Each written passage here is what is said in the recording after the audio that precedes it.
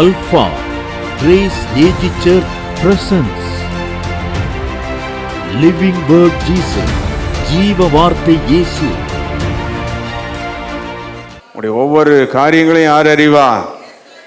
இயேசு அறிவார். அந்த மாதிரி அந்த எண்ணம் புரிதல் உங்களுக்கு வந்துட்டாலே எல்லாத்தையும் அவர் அறிஞ்சா அவர் பார்த்துக்கிடுவார். ஹல்லேலூயா. நான் இதை வாசிக்கும் போது எனக்கு ஒரு பெரிய பியூட்டி என்ன அப்படின்னா, கல்பாக்கத்தில் இப்படி ஒரு ஆபிரகாம் குமாரத்தி 18 வருஷமாக சிக்கா இருந்தால் அவள் எங்கே போயிருப்பா அப்படின்னு பார்த்தேன். நிறைய ஹாஸ்பிட்டல் இருக்குது, தமிழ்நாடு ஆஸ்பத்திரி, அந்த ஆஸ்பத்திரி, இந்த ஆஸ்பத்திரியெல்லாம் போய் நம்ம அப்படி தான் செய்வோம், நமக்கு தெரிஞ்சது அவ்வளோ தானே. ஆனால் இவன் எங்கேயுமே போகலையே, அவளை மட்டும் நான் பார்த்தா கேட்கணும், பள்ளத்தில் போனால் அவன் இருப்பான்னு நினைக்கிறேன். ஃபஸ்ட்டு கேள்வி கேட்கணும், நீ எங்கே போகலையா? நம்ம ஆட்களை கேட்கறதுக்குனாலே சொல்லிவிடுவா இல்லை. ஆனால் இவ போகல, எங்கேயுமே போகல, ஆஸ்பத்திரிக்கு போகல, எங்கேயும் போகல. என்ன செஞ்சான்னு தெரியல. அவளுக்கு சொன்னாங்க இயேசு வர்றாரு சர்ச்சுக்குன்னு சொன்னாங்க. கூனின்னா எப்படின்னு தெரியுமா உங்களுக்கு? சி மாதிரி இருக்கும், பூமியை தான் பார்த்துக்கிட்டே நடப்பா. கூனி கிளவி பார்த்துருக்கீங்களா? கூனி கிளவி பார்த்துருக்கீங்களா? சி மாதிரி வளைஞ்சிருக்கும். இன்று காலை தேவன் சொல்லுகிற வார்த்தை கவனிங்க. எல்லா வியாதியும் சரீரத்தில் உள்ளது அல்ல.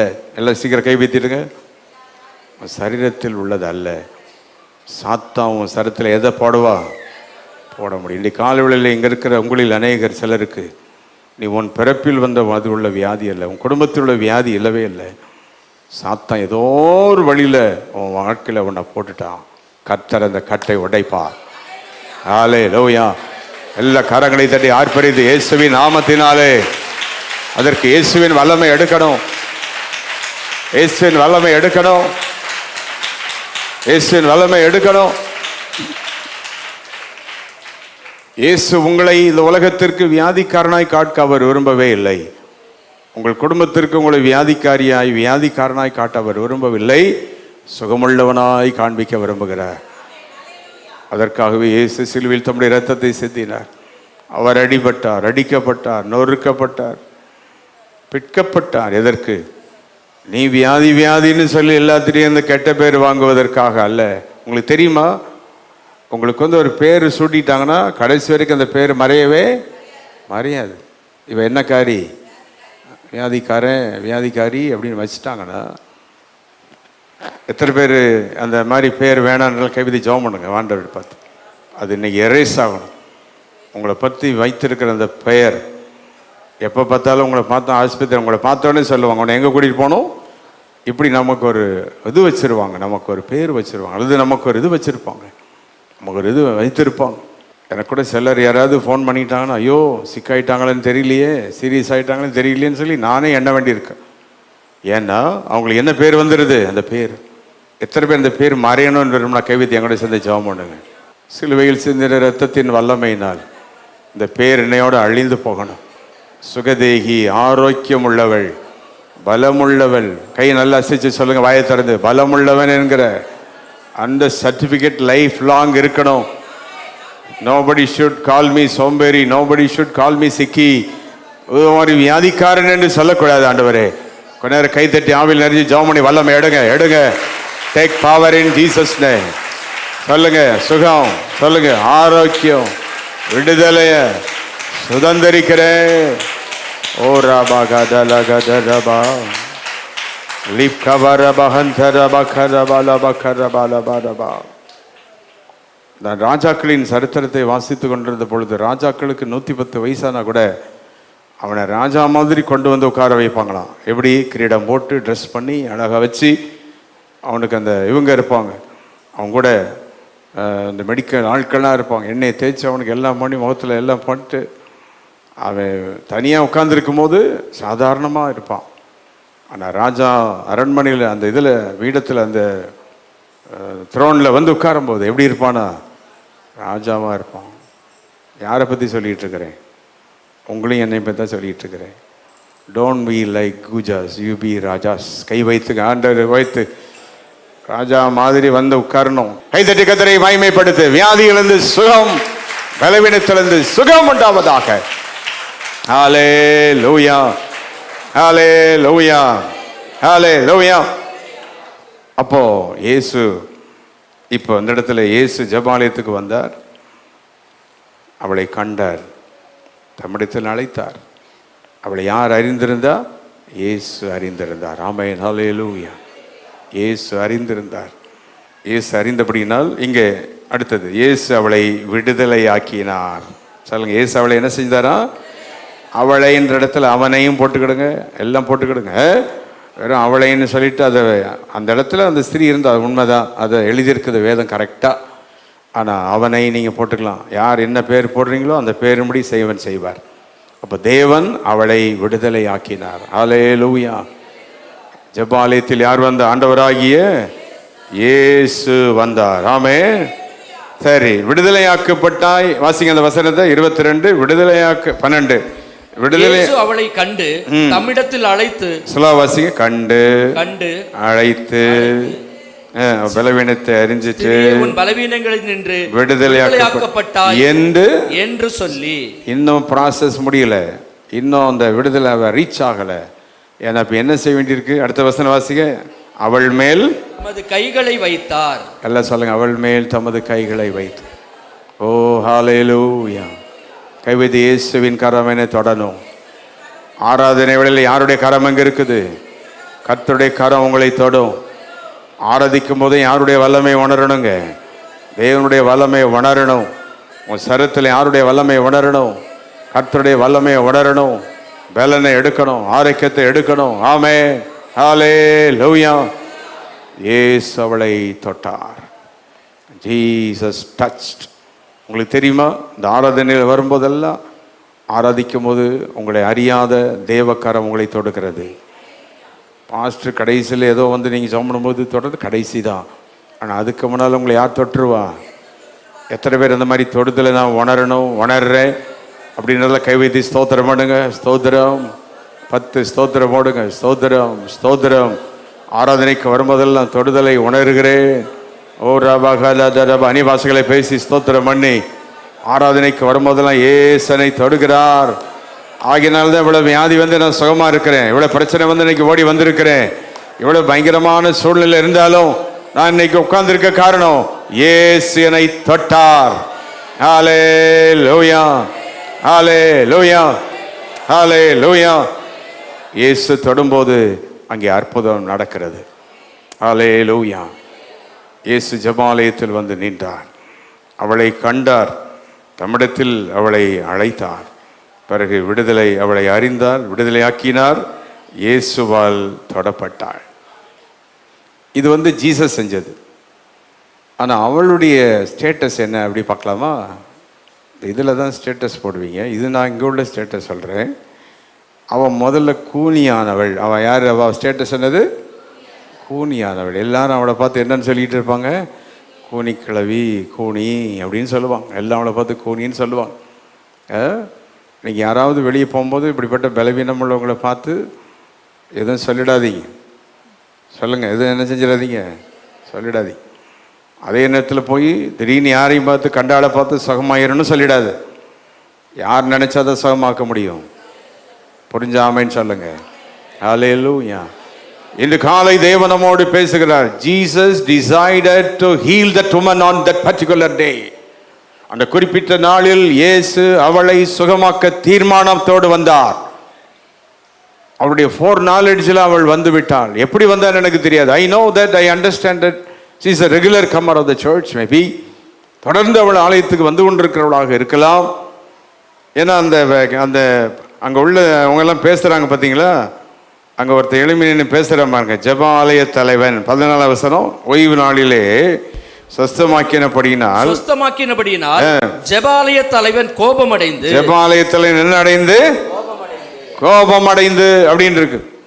அப்படின்னா அவன் வந்து அடிக்கடி அங்கே வர்ற ஆளாக தான் இருக்கணும். அவன் சொல்கிறான், அடிக்கடி தான் அங்கே வர்றிய, அப்போ சோமாய்க்கலாமே அப்படின்னு சொல்லி சொல்கிறான். ஆனால் இயேசு அவன் மூக்கை உடைச்சார். அவிசுவாசியின் மூக்கை உடைச்சு போடுவார். எதிராக வர்றவனுடைய மூக்கை உடைப்பார். நீ ஆலயத்துக்கு போறதுனால தான் அற்புதமா, ஜெபம்னால அற்புதமா, இப்படி கேட்குற மூக்கெல்லாம் இன்னைக்கு உடைய போகுது. ஹல்லேலூயா. இவ்வளோ நாள் ஜெபம் பண்ணி உனக்கே அந்த வியாதி போல, இவ்வளோ நாள் ஜெபம் பண்ணி உனக்கே அப்படி இருக்குதுன்னு சொன்னாங்களே, இந்த எல்லா மூக்கெல்லாம் உடைய போகுது. இன்னைக்கு அற்புதம் செய்ய போறார். சபைக்கு விரோதமாக பேசுகிறவன், ஊழியருக்கு விரோதமாக பேசுகிறவன், ஜெபிக்கிற குடும்பங்களுக்கு விரோதமாக பேசுகிறவன், எல்லா கைவிதி ஸ்தோத்திரம்னு ஆரம்பிங்க. யார் யாருக்கு அந்த அற்புதம் வேணும்? இந்த எல்லாவற்றையும் தேவன் இன்றைக்கு உடைத்து போடுவார். ஹல்லேலூயா. அவர்கள் அனைவரும் வெட்கப்பட்டு போகும்படி தேவன் செய்கிறார். ஆமென். ஹல்லேலூயா. The opponents were humiliated by Jesus. எதிராளிகள் இயேசு கிறிஸ்துவினால் என்ன செய்யப்பட்டார்கள்? எல்லாம் ஹியூமிலியேட் ஆயிட்டான், ஒன்றும் இல்லாமல் போயிட்டான். தேவனுக்கு எதிராக எழும்புகிற அத்தனை பேர் அப்படிதான் ஆவார்கள். ஆமென். நாம் யாரை வைத்தனுங்க? இயேசு வைத்ததா? எதிராளியை கர்த்தரே தாழ்த்துவார். ஆமென் சொல்லுங்க. நீங்கள் எதிரியை பற்றி கண்டதை சொல்லி அவனை நீங்கள் தாழ்த்தினா ஒன்றுமே ஆகாது. நீங்கள் யாரை வைத்துங்க? வைத்ததா? எதிரியை ஆண்டவரே தாழ்த்தி வைப்பார். இது யார் செய்கிற அற்புதம்? தேவன் செய்கிற அற்புதம். ஹல்லேலூயா, ஹல்லேலூயா. அப்போ இத்தனை வருஷம் அவன் ஆலயத்துக்கு அப்படி வந்தோம். அந்த ஜமாலய தலைவர்களெல்லாம் அதை பற்றி ரொம்ப கேர் பண்ணலை, ரொம்ப பெருசாக நினைக்கல. ஆனால் இயேசுவோ அதை கண்டார். இயேசு அவளை மட்டும் பார்த்தார். அவனை மட்டும் பார்த்து தேவன் அற்புதம் செய்தார். ஹல்லேலூயா. இவ்வளோ பெரிய கூட்டத்தில் உங்கள் குடும்பத்துக்கு மட்டும் அற்புதம் செய்வாரா? செய்வார். ஹல்லேலூயா. ஒவ்வொரு வாரம் வரும்போது, ஒவ்வொரு ஜபத்துக்கும் வரும்போது சொல்லணும், இந்த ஆராதனையில் எனக்கு ஒரு அற்புதம், இந்த ஆராதனையில் என் குடும்பத்துக்கு ஒரு அற்புதம், இந்த ஆராதனையில் எனக்கு ஒரு வல்லமை, எனக்கு ஒரு விடுதலை. நான் மட்டும்தான் சொல்லிக்கிட்டு இருக்கேன், நீங்கள் சொல்லவே இல்லை. எப்படி இருக்குல்ல? நான் சொல்கிறதுனால எனக்கு மட்டும்தான் விடுதலை. அப்போது ஆண்டவர் நம்மோடு கூட இடைப்பட விரும்புகிறார். தேவன் நம்மை தொட விரும்புகிறார். ஒவ்வொரு ஆராதனையிலும் நம்மை தொட யார் விரும்புகிறார்? தேவன். இப்போ கைவித்துங்க. இயேசு அவளை கண்டார், இயேசு அவளை தொட்டார், இயேசு அவளை அழைத்தார், இயேசு அவளை சுகமாக்கினார். அவளுடைய ஸ்டேட்டஸ் என்னது? கூனி, ஒன்றுமில்லாதவள். கூனின்னா அது ரொம்ப டிஃபைன் பண்ண நிறைய நேரங்கள் எனக்கு வேகமாக சொல்கிறேன். கூனி, அவளால் பரலோகத்தை பார்க்க முடியாது, உலகத்தை பார்க்க முடியாது, யாரையுமே பார்க்க முடியாது, கீழே தான் பார்க்குறா. இப்படியே தான் பார்த்துட்ருக்குறா. உலகத்தில் கீழேயே பார்க்குறது எது? நாட் ஓன்லி பண்ணி, ஆல் மிருகம்ஸ் இல்லை, all animals they see only down. ஆனால் பண்ணி ரொம்ப எப்போதும் என்ன பார்த்துட்ருக்கோம்? ஆமாம், என்னைக்கு பார்க்கும்? ரெண்டு காலையும் கட்டி ஒரு கம்பில் போட்டு அப்படி தூக்குவோம் பாருங்கள், அன்னைக்கு ஆன்னு பார்க்கும். நான் கருப்பாக இருக்கேன், இவ்வளோ வெள்ளையாக மேலெல்லாம் இருக்கேன். இயேசு அவளை கண்டார், இயேசு அவளை அழைத்தார். ஆனால் அவ்வளோ கூனி, உலகத்தையே பார்த்துட்ருக்குறா. ஆனால் இயேசு தொட்டு அவளை சுகமாக நிமிர்ந்தா. யாரை பார்த்தா? இயேசுவை கண்டாள். ஹல்லேலூயா. நீங்கள் சொல்லுங்க கைவிதி, அற்புதத்தை நான் காண்பேன், விடுதலையை நான் காண்போம், ஒரு ஜெயத்தை நாம் பார்ப்போம், ஒரு ஆசீர்வாதத்தை நாம் காண்போம், கை சுற்றி ஒரு மகிமையை காண்போம். ஓ ரபா கலபா ரபா ஷண்டல கரபா ரபா. ஹல்லேலூயா. இந்த வீட்டில் கல்யாண ஃபோட்டோலாம் மாட்டி வச்சுருப்பாங்க, அதெல்லாம் மாட்டி வச்சுருப்பாங்க. எதுக்குன்னு உங்களுக்கு தெரியாது, மாட்டி வச்சுருப்பீங்கள்ல. எதுக்கு தெரியுமா? நீ கொஞ்சம் பலவீனம் ஆகி கொஞ்சம் டல் ஆகும்போது எதை போய் பாரு, அந்த ஃபோட்டோவை பார்த்து, இதை மாதிரி தான் நான் இருந்தேன், இதை மாதிரி தான் நான் மறுபடியும் மாறுவேன் அப்படின்னு சொல்லு. இல்லை ஃபோட்டோ கழட்டி தூர போடு. சிலர்லாம் வீட்டில் வசனத்தை மாட்டி வச்சுருப்பாங்க, வசனத்தை பார்க்க மாட்டாங்க, கேலண்டரை பார்க்க மாட்டாங்க. நீ எப்படி இருந்தேன்னு தெரியாமல் உனக்கு எதுக்கு அந்த மாதிரி மாட்டி வச்சுருக்க? அந்த ரட்சிக்கப்படுறதுக்கு முன்னால் நீ விக்கிரகம் மாதிரி அங்கே இருந்திருப்ப படத்தில், அது மட்டும் வேணாம், விட்டுரு. ட்ரெஸ்ஸை மட்டும் பாரு. அதே மாதிரி மறுபடியும் பழையதுக்கு போயிடாத. ஆனால் அவனுடைய அந்த தேகத்தை பாரு, தேவன் அதை விட வலிமையாக மாற்றுவார். எத்தனை பேர் அன்னைக்கு இருந்ததை விட இப்போ நான் ரொம்ப நல்லா இருக்கேன்?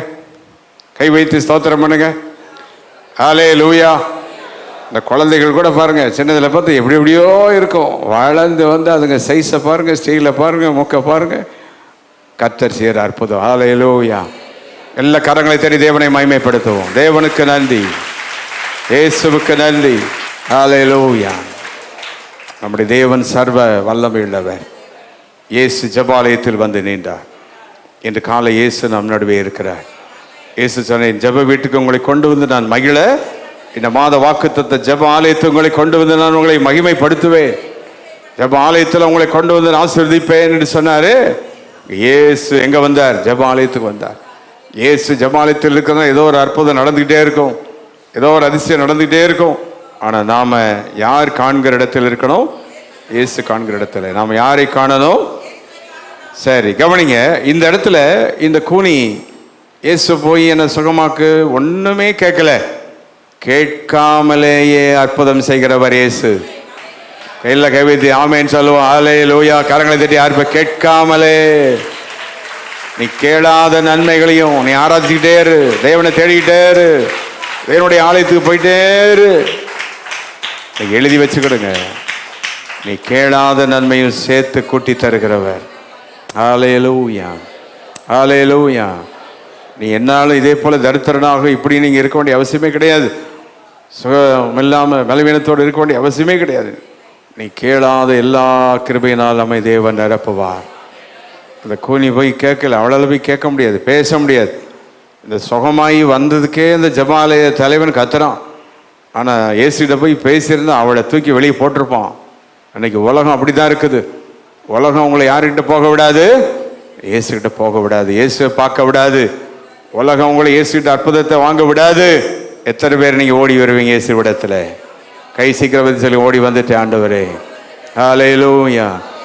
எல்லாருடைய பேச்சு, எல்லாருடைய வார்த்தைக்கு இடையிலையும் எனக்கு இயேசுதான் வேணும், தேவன்தான் வேணும். அந்த 18 வருஷம் அந்த பாட்டியில் இயேசுவை தேடி ஓடி வந்தாள். ஆமென், ஹல்லேலூயா. அந்த இடத்துல 3 அற்புதம் நடந்துச்சு. 1, அவள் சுகமானாள். 2வது 17வது வசனம், விரோதித்திருந்த அனைவரும் வெட்கப்பட்டார்கள். 3வது 17ஆம் வசனம் கடைசி வரி, அவரால் செய்யப்பட்ட சகல மகிமையான செய்கைகளை குறித்து எல்லாரும் சந்தோஷப்பட்டார்கள். ஹல்லேலூயா.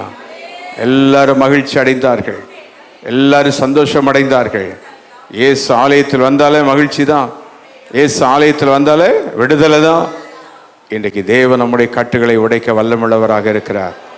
எத்தனை பேர் ஆலயத்தில் என் கட்டுகள் உடைக்கப்படும் சொல்லுங்க. இளம் பிராயத்திலே உனக்குள் நுழைந்த பீசாஸ், இளம் வயதிலே உனக்குள்ள வந்த அந்தகாரம், இந்த இப்படிப்பட்ட காரியங்கள் எல்லாம் இயேசுவின் நாமத்தில் உடைக்கப்படும்.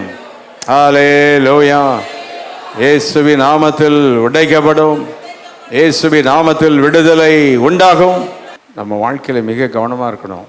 நீங்கள் போகிற இடத்துல அங்கே ஆசீர்வாதம் இருக்குமா அல்லது சாம்பம் இருக்குமா? சில எல்லாம் சொல்லுவாங்க, இந்த ஊருக்கு போயிட்டு வந்ததுலேருந்து இந்த ஆள் சிக்காயிட்டாங்கம்மா, இந்த வீட்டில் போய் சாப்பிட்டுட்டு வந்ததுலேருந்து இந்த ஆள் என்னவாயிட்டாங்க, சிக்கு. இந்த பிள்ளை இந்த இடத்துக்கு போயிட்டு வந்ததுலேருந்து இப்படி ஆயிடுச்சு. நம்ம வாழ்க்கையில் மிக கவனமாக இருக்கணும், மிக ஞானமாக இருக்கணும். வீணான பிரச்சனையும் வாழ்க்கையில் எதை வைத்துக்கூடாது? வர வைத்து கொள்ளக்கூடாது. வீணான பிரச்சனையை வர வைத்து கொள்ளக்கூடாது, வர வைத்து கொள்ளக்கூடாது. நான் திருமணம் ஆகிறதுக்கு முன்னால் யங் பாஸ்டர், குட்டி பாஸ்டராக இருக்கும்போது முதல் கான்ஃபரன்ஸுக்கு போயிருந்தேன் செங்கோட்டையில். நம்ம assemblies of God pastors meeting conference. அப்போ அங்கே போயிருந்தால் 3 நாள் நல்ல சாப்பாடு. நான் இங்கெல்லாம் ரொம்ப அதிகமாக ரொம்ப சாப்பிட்டதெல்லாம் இல்லையா, ருசியெல்லாம் சாப்பிட்டு இருந்தோம், கொஞ்சம் நல்லா சாப்பிட்டேன். 2வது நாள் எனக்கு அடித்தது பேதி, ஒரே இதுவாயிடுச்சு. செங்கோட்டையில் கொண்டு என்னை ஹாஸ்பிட்டலில் கொண்டு போட்டு வச்சுட்டான். 3 நாள் போட்டு ட்ரிப்ஸ் ஏற்றிட்டான். இப்போ எல்லாம் என்ன சொல்லுவாங்க, எங்கே போய் வியாதி வந்துச்சு? ஆமாம், எங்கே போனாலும் எப்படி இருக்கணுங்க, இப்போ அவ்வளோதான், ரொம்ப உஷாராகிட்டேன். எங்கே போனாலும் அவ்வளோதான், தொட்டுப்பார் அவ்வளோதான், அப்படின்னு நின்றுக்கிடணும், கவனமாக இருந்துக்கிடணும். ருசின்னு சொல்லி கேசரி தானே உள்ளே போயிட்டா நம்ம சிரிச்சுட்டே இருக்க வேண்டியதான், முடிஞ்சு போச்சு நம்ம லைஃப். யாரு கூட கர்த்தர் பேசிகிட்டு இருக்கிறார்? நீ அன்னைக்கு போயிட்டு வந்த அன்னைக்கு உனக்குள்ள போய் அடங்கின அந்த வியாதி 10 வருஷம் கழிச்சு வெளியே வரும், தெரியுமா? 15 வருஷம் கழிச்சு வெளியே வரும். இதெல்லாம் விசுவாசிகளுக்குள்ள நடக்கிற காரியம். எத்தனை பேர் உங்களை காத்துக்கொள்ள போறீங்க? கைவிதி ஸ்தோத்திரம் பண்ணி, தேவனே உம்முடைய அனுமதி இல்லாமல் கண்ட இடத்துக்கு போகிறத நான் தவிர்க்கணும். உம்முடைய அனுமதி இல்லாமல் நான் போகிற இடத்துல போய் எல்லாத்தையும் அள்ளி கட்டிட்டு வரக்கூடாது, வியாதியை கட்டி கொண்டு வரக்கூடாது. தேவனே உம்முடைய கிருபை என்னோடு கூட இருக்கணும், உம்முடைய தயவு என்னோடு கூட இருக்கணும். என் லைஃப்பில் அந்த ஒரு தடவை தான் அந்த போய் சிக்குன்னு சொல்லி வந்தேன். அதோட இன்னைக்கு 40 வருஷம் எங்கே போயிட்டு வந்தாலும் அந்த இதோடு ஒரு நாள் திரும்பி வர்றதில்லை. அங்கே உள்ள ஆசீர்வாதம் இருந்தால் அதை மட்டும் எடுத்துகிட்டு வரணுமா ஒழிய, எல்லாம் விளங்குதா? எத்தனை பேருக்கு புரியுது? போகிற இடத்துல உள்ள சாபங்களை கட்டி கொண்டு வந்துடாத, போகிற இடத்துல உள்ள அநியாயங்களை கொண்டு வந்துடாத. அவன் வீட்டுக்கு போறேன் அங்கே போறேன் இங்கே போறேன் அப்படின்ட்டு சொல்லி எல்லாத்தையும் கொண்டு வந்து சேர்த்துறாத அவன் வீட்டுக்குள்ள. அவன் பிள்ளைக்கு அதை சொத்தா வச்சுட்டு போயிடாத. தேவ மகிமையை கொண்டு வா, தேவ ஆசீர்வாதத்தை கொண்டு வா, தேவ கிருபையை கொண்டு வா. ஒரு இடத்துக்கு போனா இங்க போனா ஜெபம் நடக்குமா, பாட்டு இருக்குமா, ஆராதனை இருக்குமா, ஆசீர்வாதம் இருக்குமா, அல்லது அங்க போன எனக்கு வியாதியோடு நான் திரும்பி வருவேனா? இங்க இருக்கிற சிலர் சில இடத்துக்கு போய் நீ வாங்கின வியாதி உனக்குள் இருக்கிறது. இப்ப நான் இன்னும் ஆழமா சொல்றேன். சில இடத்த வாங்கின பிற்பாடு சிலருக்கு வியாதி பரப்படும். சில வீட்டை நீங்க வாங்கின பிற்பாடு வியாதி பரப்படும். உனக்கு என்னன்னு தெரியாது. ஒரு இடத்தை நீ வாங்குற, அந்த நிலத்தில் உள்ள சாபம் உனக்கு தெரியுமா? அதை மூதாதையர் எப்படி வச்சிருந்தான்? மாட்டை அறுத்து கொடுத்து அதை இடத்த வாங்கியிருப்பான். நீ வாங்கின உடனே உன் சரீரம் அறுக்கப்படும். இதெல்லாம் ரகசியங்கள் தெரியாத அநேகருக்கு. சிலர் சொல்லுவாங்க வியாதி திடீர்னு வந்து, திடீர்னு எதுவுமே வராது. போக வேண்டாத இடத்துக்கு நீ போகும்போது கொண்டு வந்துடுவே. ஆனால் சரியான இடத்துக்கு போனால் இந்த கூலிக்கு அற்புதம் மாதிரி அற்புதம் நடக்கிற இடமும் இருக்குது. இன்னைக்கு கர்த்தர் யாரோட கூட பேசிட்டு இருக்கிறார். சபைக்கு போனேன், அதனால வந்து சபை குறை சொல்ற, ஊழியக்காரங்களை குறை சொல்ற. சபைக்கு வர்றதுக்கு முன்னால நீ வாங்கி கட்டிட்டு வந்தாலும் தானே, தேவனை தேடுவதற்கு முன்னால இங்கேயோ போய் நீ எதையோ நீ வாங்கி கொண்டு வந்து விட்டாய். ஆலயத்தில் வந்ததுனால கிருபையா நீ பாதுகாப்பா இருக்கிற. சில கிரானிக் டிசீஸ், சில கிரானிக் ப்ராப்ளம்ஸ், இதெல்லாம் திடீர்னு வரவே வராது. Inherited it has been pierced in you. உனக்குள் அது சொருவப்படும். அது வியாதிகள் நிலத்திலிருந்து சொருவப்படும், நிலத்திலிருந்து உனக்குள் இறங்கும். ஆனால் அதை சொன்ன யாரும் நம்ப மாட்டேங்க. அதுக்காக நீ லேண்ட் வாங்காமல் இருக்க முடியாது, எல்லாம் செய்யாமல் இருக்க முடியாது. ஆனால் உனக்கு தேவை கவனம். நீ வாங்கின இடத்துல ஜெப எண்ணெய் கொண்டு தெளிச்சியா, ஊழியக்காரங்களை நிற்க வச்சு ஜெபம் பண்ணியா, மறைச்சு வச்சிருப்பாங்க சிலர் சொத்துக்கள் எல்லாம். ஆனால் அதில் உள்ள சாமம் உனக்கு தெரியாது. ஏன் ஊழியக்காரங்களை கொண்டு ஒரு வீட்டுக்கு ஜெபம் பண்ற? ஏன் உன் வாகனத்தை கொண்டு போய் இந்த ஜெபம் பண்ற? ஏன் ஒரு பொருளை கொண்டு தேவனுடைய பாதத்தில் வைக்கிற? பிசாசோடு இருக்கிறவனுக்கு பிசாசோடே போவான். தேவனுடைய பிள்ளைகளுக்கு யார் வேணும்? புரிந்தால் கை வைத்து இயேசுவே. இன்னைக்கு ஆண்டவர் சிலரோடு பேசி கொண்டிருக்கிறார். உனக்கு வந்த வியாதிக்கு காரணம் உண்டு. உன் குடும்பத்தில் புருஷன் மனைவிக்கு வந்த சண்டைக்கு சில பிரச்சனைகள் காரணம் உண்டு. சண்டை போட்டவன் வீட்டில் போய் குடியிருக்க போயிருப்ப, சண்டை போட்ட வீட்டில் போய் வாடகைக்கு உட்காந்துருப்ப. ஜெபம் பண்ணியா? அந்த வீட்டில் ஊழியக்காரனை கூட ஜெபம் பண்ணியா? தேவனுடைய வல்லமை நீ எடுத்தியா? இதெல்லாம் பாஸ்டர்ட்ட நீ சொல்லிடாத. இங்கெல்லாம் கூப்பிட்டு ஜெபம் பண்ணிடாத. இங்கெல்லாம் எந்த விசுவாசியும் வந்துடக்கூடாது, யாரும் வந்துடக்கூடாது. போ நீ. தேவன் பேச விரும்புகிறார். God wants to speak. இந்த ஆலயத்தின் இடத்தை வாங்கினோம். 10 வருடம் இந்த இடத்தில் பயங்கர பிரச்சனை. எத்தனை வருஷம்? 10 வருஷம். இந்த இடத்தை வாங்கும்போது தூக்கு போட்டு மரித்தவர்கள் மரம் இங்கே தான் இருந்துச்சு. ஆனால் வந்தால் இங்கே நாங்கள் ஒரு வீடு கட்டி இருப்போம், குடிசைதான். நான் வெளியே போயிட்டு வர்றதுக்குள்ளேயும் கதவை தட்டும். வந்து சிஸ்டருக்கு தான் இருப்பாங்க, கதவை தட்டும். என்னுடைய தாயின் தாப்புன்னு இருந்தபடினாலே ஜெபம் பண்ணிக்கிட்டு இருந்தாங்க. சும்மா இல்லை, ஒரு பாஸ்டர் ஒரு இடத்துல சர்ச்சை உடனே கட்டிட முடியாது. அந்த இடம் யாரால வந்தது, எப்படி வந்தது, என்ன சாபம், அந்த சாபத்தை உடைக்க தெரியணும் அந்த பாஸ்டருக்கு. அந்த அந்த பாஸ்டர் உடைக்காம என்ன கட்ட முடியாது? ஆலயத்தை கட்டிட முடியாது. பாஸ்டராக இருந்தாலும் சரி, யாராக இருந்தாலும் சரி. நம்முடைய வாழ்க்கையில் பிரச்சனைகள் உள்ளே நுழைந்து விடும், பாடுகள் உள்ளே நுழைந்து விடும், அவ்வளவுதான். அது பயங்கரமாக இருக்கும். ஒரு 10 ஆண்டுகள் பிறகுதான் ஆண்டவர் என்னோட பேச ஆரம்பித்தார். ஆண்டவர் சொன்னார், என் தாசர்களை கொண்டு வருவேன். நம்முடைய ஊழியத்துக்கு மோகன் சி லாசரஸ் இங்கே வந்து நின்றார். டாக்டர் ஜபகசேமல் வந்து நின்றார். அவளை வேறையும் கூப்பிட்டு நிற்க வச்சு ஜெபம் பண்ணி இந்த கட்டை உடைச்சு நீங்கள் வல்லமை எடுத்துருக்குறோம். சும்மா இல்லை, நீ பணம் இருந்து சொத்தை வாங்கி பணத்தை போட்ட உடனே உனக்கு சொத்து உடனே கையில் வந்துடாது. அந்த சாபத்தை உடைக்க முதல்ல உனக்கு தெரியணும். அந்த வீட்டினுடைய சாபத்தை உடைக்கணும், அந்த கட்டை உடைக்கணும். இங்கே இருக்கிற அநேக விசுவாசிகளுடைய வாழ்க்கையிலே கட்டுகள் மறைந்து கிடக்கிறது. இந்த கூனி கிளவி கூனியாக இருந்தாலும் சாப்பிட்டா, குளிச்சா, எல்லாம் செஞ்சா, ஊருக்கு போனா, வண்டியில் போனா, கழுதையில் ஏறியிருப்பா, குதிரையில் ஏறியிருப்பா. ஆனால் என்ன இருந்துச்சு? கட்டு தான். நீ ஆலயத்துக்கு வருவீங்க, தசமாக கொடுப்பீங்க, காணிக்க கொடுப்பீங்க, எல்லாம் செய்வீங்க. ஆனால் கட்டு தான். ஆனால் அந்த கட்டிலிருந்து விடுதலை ஆகும்போது யாருடைய மகிமையை பார்க்கலாம்? இயேசுவின் மகிமையை பார்க்கலாம். ஹல்லேலூயா. இந்த ஆலயம் 15 ஆண்டுகள் அஸ்திபாரம் போட்டால் கூட ஆலயம் கட்ட முடியாது.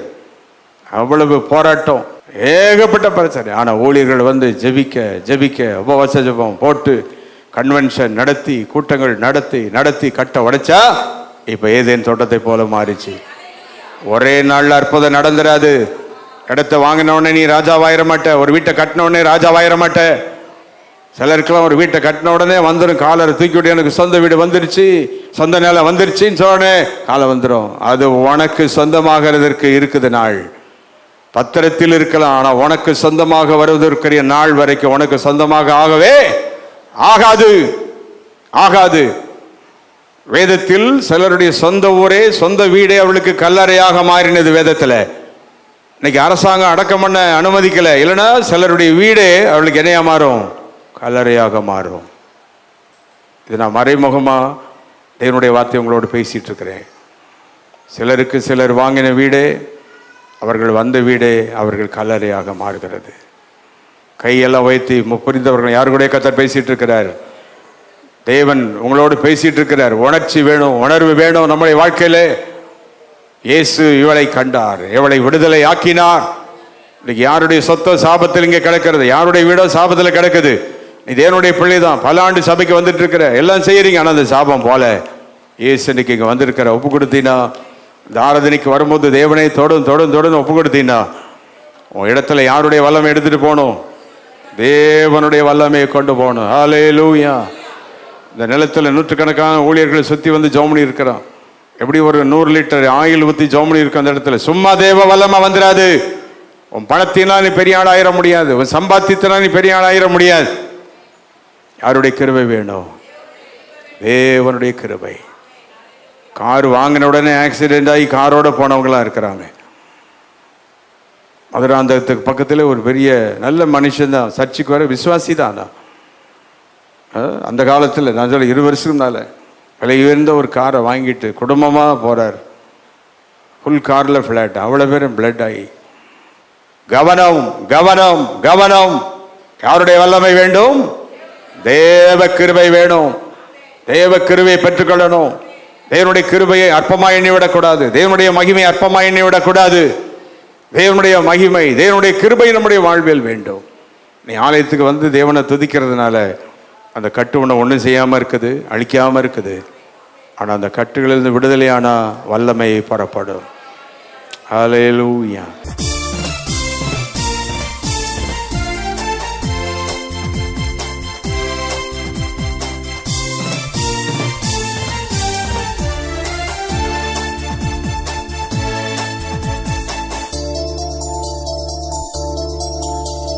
Our address: Reverend J. James Salaman, Alpha Grace AG Church, number 620, East Coast Road, Pudupatnam, Kalpakkam, 603102.